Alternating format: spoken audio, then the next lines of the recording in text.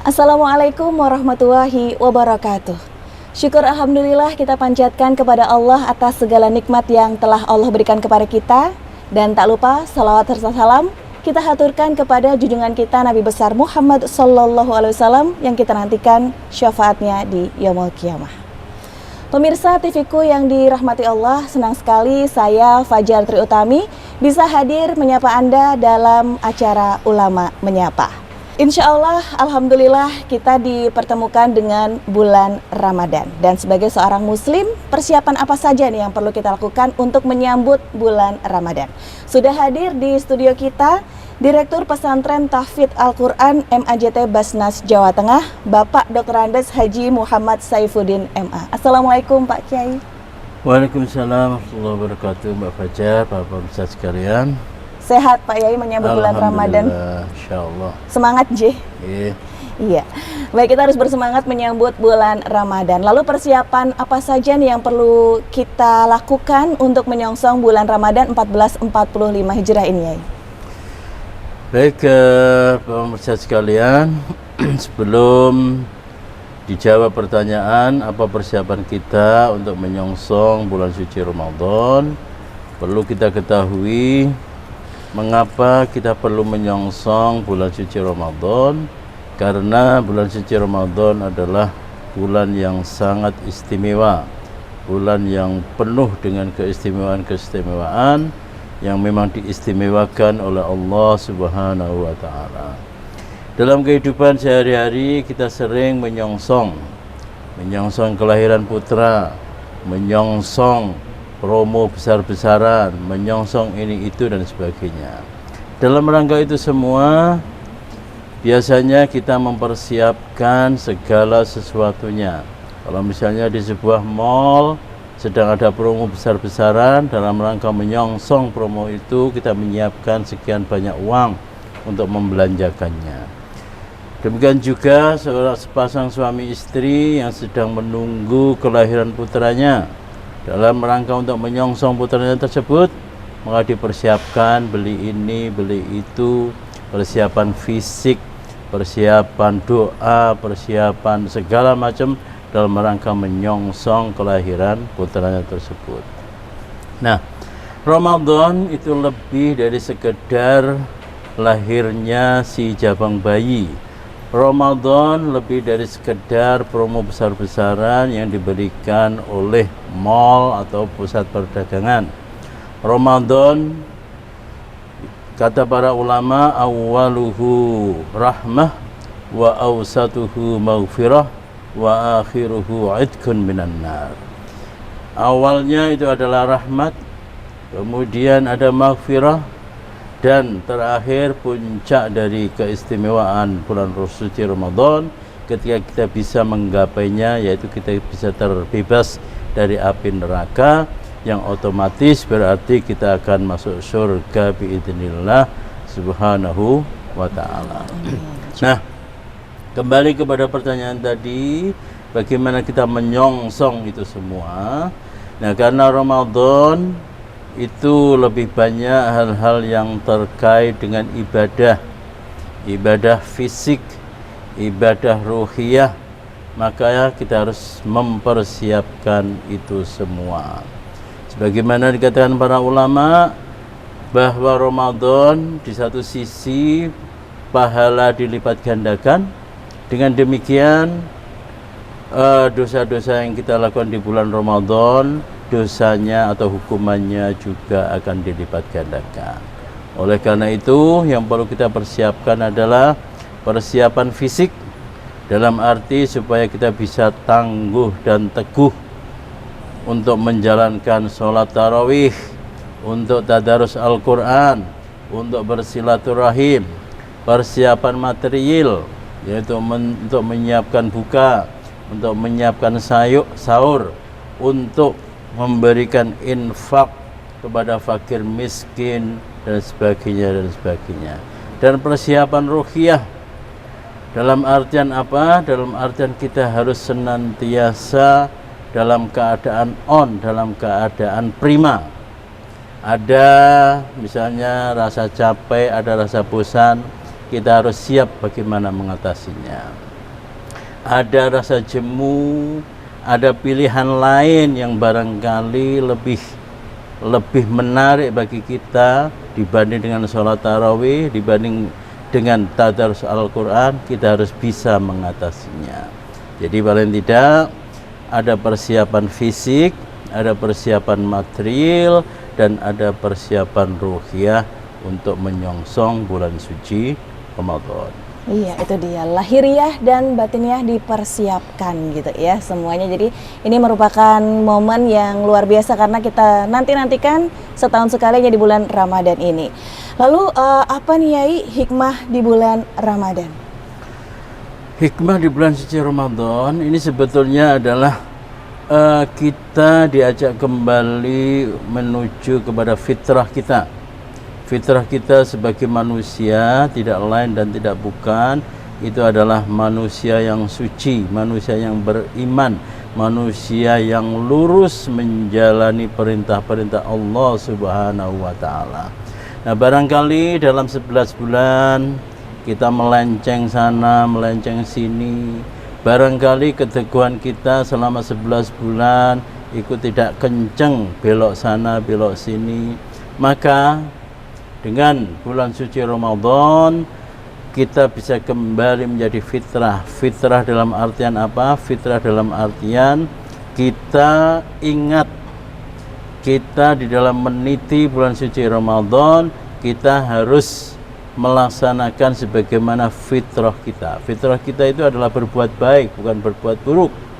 Fitrah kita itu adalah beriman kepada Allah Subhanahu wa Ta'ala, bukan beriman atau mempercayai selain Allah. Fitrah kita itu adalah memasrahkan segala sesuatu kepada Allah Subhanahu wa Ta'ala, bukan bergantung kepada uang, bukan bergantung kepada jabatan, bukan bergantung kepada orang.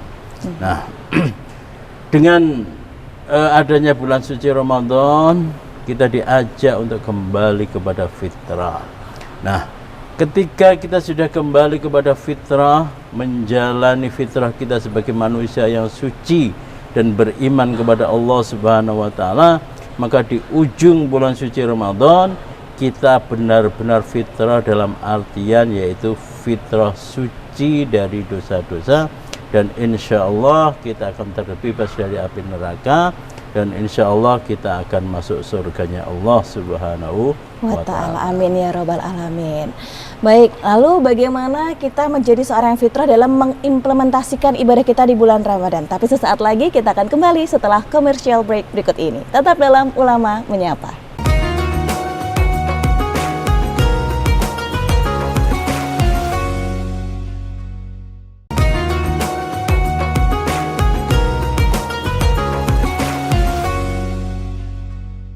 Terima kasih masih bersama kami dalam Ulama Menyapa. Masih hadir bersama kami juga narasumber kita pada kesempatan kali ini, Direktur Pesantren Tahfidz Al-Quran MAJT Basnas Jawa Tengah, Bapak Dr. Andes Haji Muhammad Syaifuddin MA.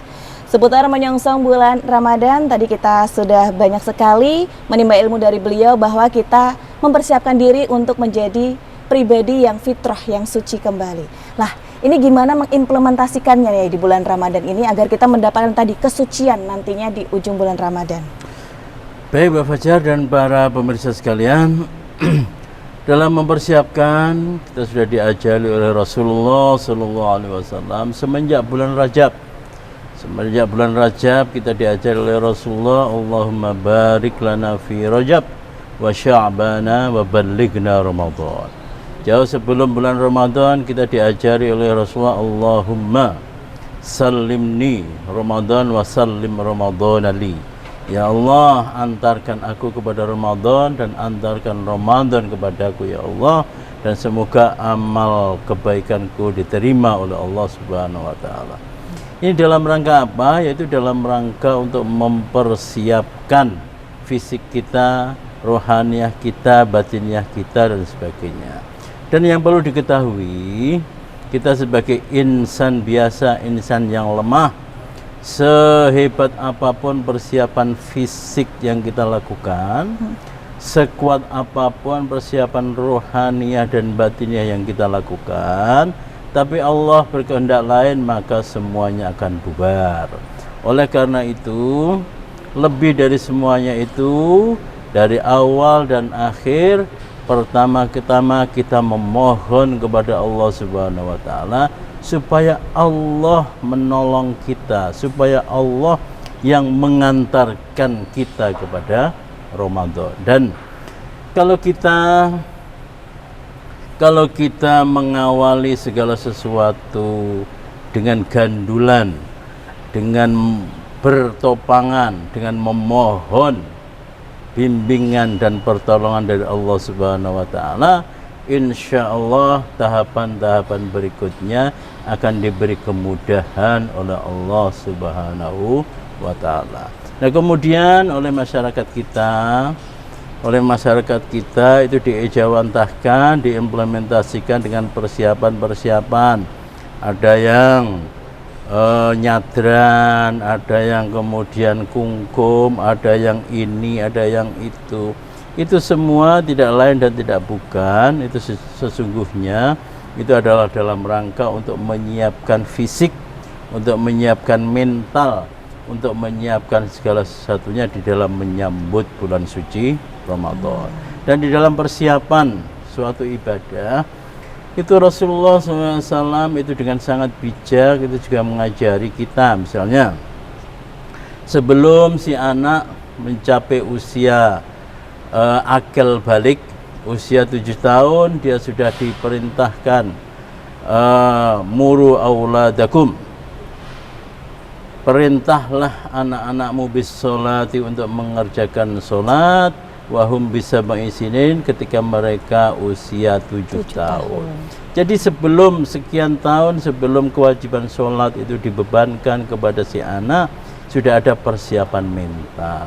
Demikian juga sebelum kita akan menjalani puasa selama 1 bulan penuh, sebelum kita melaksanakan tarawih selama 1 bulan penuh, sebelum kita mengekang hawa nafsu selama 1 bulan penuh minimal, maka mulai dari bulan Rajab, Sya'ban kita harus mempersiapkan. Oleh karena itu, persiapan-persiapan dalam menyongsong bulan suci Ramadan di samping yang sudah menjadi tradisi di masyarakat kita, bisa kita mencoba bagaimana misalnya kita diganggu oleh orang lain. Kalau biasanya kita marah, kita ingat, oh ini menjelang bulan suci Ramadan, aku tidak marah. Kemudian biasanya ketika lapar, kemudian kita marah-marah, kemudian sesegera mungkin mencari makanan, kita tahan. Kita sebentar lagi mau masuk bulan suci Ramadan, maka saya harus menahan diri supaya tidak kemrungsung atau gerusa-gerusu di dalam makan. Kalau selama ini sholat rawatib masih bolong-bolong, kita latih diri kita lenturkan kaki kita lenturkan punggung kita lenturkan tangan kita untuk sholat, supaya apa? Ketika sudah masuk bulan suci Ramadan dan kita bisa melaksanakan tarawih dengan sebaik-baiknya. Jadi kita jangan sampai kemudian nanti kalau sudah masuk kan juga bisa sendiri, tidak. Di samping apa? Di samping itu adalah bentuk kesombongan dalam diri kita, seakan-akan bahwa kita bisa melaksanakan ibadah dengan cara kita sendiri. Tapi selama dalam bulan Ramadan, 1 hari 2 hari barangkali kita bisa kuat di dalam tarawih. Tapi untuk selanjutnya, masuk tanggal ke-11, masuk tanggal 20, kita sudah rontok. Karena apa? Karena kita tidak mempunyai persiapan. Ibaratnya apa? Ibaratnya promo di mall itu selama 1 bulan penuh, dan setiap hari ada promo misalnya. Nah, ketika kita tidak mempersiapkan, uang yang ada di saku kita akan habis hanya dalam waktu 1-10 hari. Nah, bagaimana supaya uang kita itu cukup untuk mendapatkan promo tiap hari selama 1 bulan penuh. Nah, demikian juga bagaimana supaya tenaga kita itu bisa cukup untuk melaksanakan ibadah setiap hari selama 1 bulan penuh. Bagaimana mental, keimanan, batiniah dan rohaniyah kita tetap on, tetap kuat, tetap super di dalam melaksanakan ibadah tiap hari selama 1 bulan penuh. Iya, luar biasa. Jadi jangan sampai rontok di tengah jalan gitu nggak ya? Semangatnya harus kita pupuk mulai dari awal hingga menjalankan bulan Ramadan dengan penuh ibadah-ibadah yang bisa kita lakukan.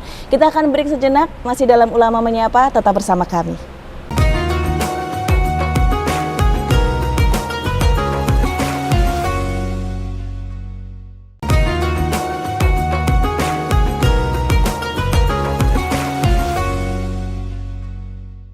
Masih dalam Ulama Menyapa, menyongsong bulan Ramadan 1445 Hijriah. Nah Yai, bolehkah momen bulan Ramadan ini kita jadikan momen? Nanti dipikirnya orang, wah momen-momenan ini orang. Tapi bolehkah nih Yai, mumpung bulan Ramadan kita jadikan momen untuk memperbaiki diri? Begitu. Betul Mbak Fajar, para pemirsa sekalian. Siapa sih di antara kita yang tidak punya dosa? Siapa sih di antara kita yang tidak ingin mendapatkan rahmat dan kasih sayang dari Allah Subhanahu wa taala? Siapa sih di antara kita yang tidak ingin menikmati indahnya surga? Nah, jawabannya semuanya ada pada bulan suci Ramadan. Ini adalah bentuk rahmat dan kasih sayang dari Allah Subhanahu wa taala kepada kita, umat Islam khususnya. Sebagaimana kita ketahui bahwa bulan suci Ramadan itu hanya diberikan oleh Allah Subhanahu wa taala kepada umat Nabi Muhammad sallallahu alaihi wasallam. Umat-umat yang lalu tidak diberikan. Meskipun mereka di satu sisi diberikan usia yang panjang, dengan harapan umat-umat terdahulu bisa banyak beribadah kepada Allah Subhanahu wa taala. Umat Nabi Muhammad itu adalah umat yang berkualitas. Kualitas tidak dilihat dari sisi berapa lama dia hidup di dunia, tapi kualitas dilihat dari sejauh mana kualitas ibadah yang dilakukannya. Dan itu semua jawabannya ada pada bulan suci Ramadan. Sebagaimana saya katakan tadi, siapa sih yang tidak punya dosa? Siapa sih di antara kita yang tidak pernah melakukan kesalahan? Siapa sih di antara kita yang kadang mengeluh, menyesali kehidupan, merasa atau menganggap bahwa Allah tidak adil? Nah, dengan adanya bulan suci Ramadan kita bisa jadikan sebagai momen bahwa di sana masih ada tangan-tangan Allah Subhanahu wa taala yang terulur dan menjulur, menyentuh kita semua yang penuh dengan lumuran dosa. Rahmat. Bulan suci Ramadan disebut dengan bulan rahmat. Karena apa? Karena di situ Allah menebarkan rahmatnya kepada kita. Maghfirah, bulan suci Ramadan penuh dengan maghfirah. Ini tidak artinya kemudian 10 hari pertama rahmat, kemudian 10 hari kedua maghfirah, bukan. Ya. Tapi maghfirah tetap ada dan akan ada mulai malam pertama bulan suci Ramadan. Rahmat tetap ada dan selalu ada mulai hari pertama bulan suci Ramadan sampai ujung bulan suci Ramadan. Wa'idkan minan nar, terbebas dari api neraka, ini juga ada mulai malam pertama sampai malam terakhir bulan suci Ramadan. Nah, jadi ibaratnya adalah bahwa bulan suci Ramadan itu adalah menjawab semua keinginan kita. Orang yang sudah banyak beribadah supaya pahalanya, supaya kualitas ibadahnya semakin tinggi, semakin meningkat, jawabannya di mana? Momennya ada di bulan suci Ramadan.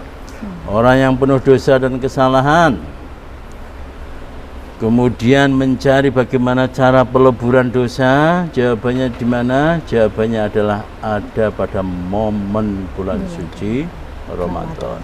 Oleh karena itu tidak ada yang perlu kita ragukan lagi, tidak ada yang perlu kita perbincangkan lagi, kecuali kita harus menyiapkan menyiapkan segala sesuatunya demi bulan suci Ramadan. Kita tabung uang-uang kita untuk kita sedekahkan setiap malam di bulan suci Ramadan. Ibaratnya orang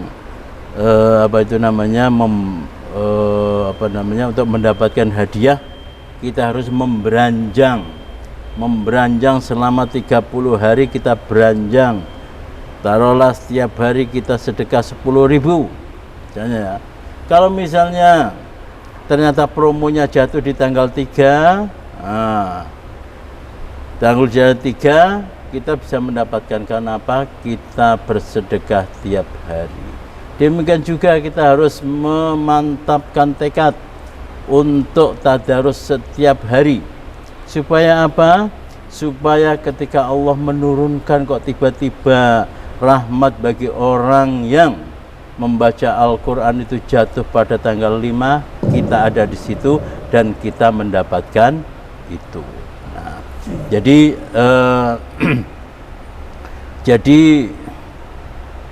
kita tidak boleh menawar-nawar, kita tidak boleh meninggalkan satu hari pun tanpa ibadah. Kita tidak boleh meninggalkan satu hari pun tanpa infak dan bersedekah. Kita kumpulkan uang kita, kita kumpulkan fisik kita, kita kumpulkan zikir-zikir kita, kita kumpulkan tekad-tekad kita untuk mengisi setiap saat, setiap hari, setiap detik pada bulan suci Ramadan. Jadi kita full power untuk bulan Ramadan begitu nggak? Mungkin ada satu pesan lagi untuk pemirsa TV-ku. Para pemirsa sekalian, bagi kita yang penuh dengan lumpuran dosa, berlumur dosa, tidak perlu khawatir, tidak perlu sedih. Karena apa? Karena di dalam bulan suci Ramadan ada segudang ampunan dari Allah Subhanahu wa taala.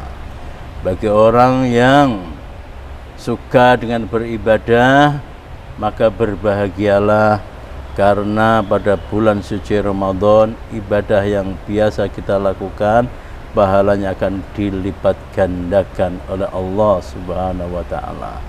Bagi kita yang mungkin ibadah tadarus, ibadah sholat terhalang karena kesibukan ini dan itu, tapi dia mempunyai uang, di situ dia bisa membelanjakan, menginfakkan uangnya dan akan dilipat gandakan oleh Allah Subhanahu wa taala. Harta, tenaga, fisik, pikiran dan segala macam yang kita punya semuanya akan berbuah dengan pahala yang dilipat gandakan oleh Allah Subhanahu wa taala. Masya Allah, luar biasa sekali. Terima kasih sekali lagi kami ucapkan Kiai Saifuddin atas ilmu yang sudah diberikan.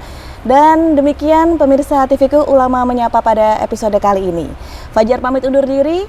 Selamat beraktivitas, sehat selalu. Barakallah. Wallahu muwaffiq ila aqwamit thoriq. Wassalamualaikum warahmatullahi wabarakatuh.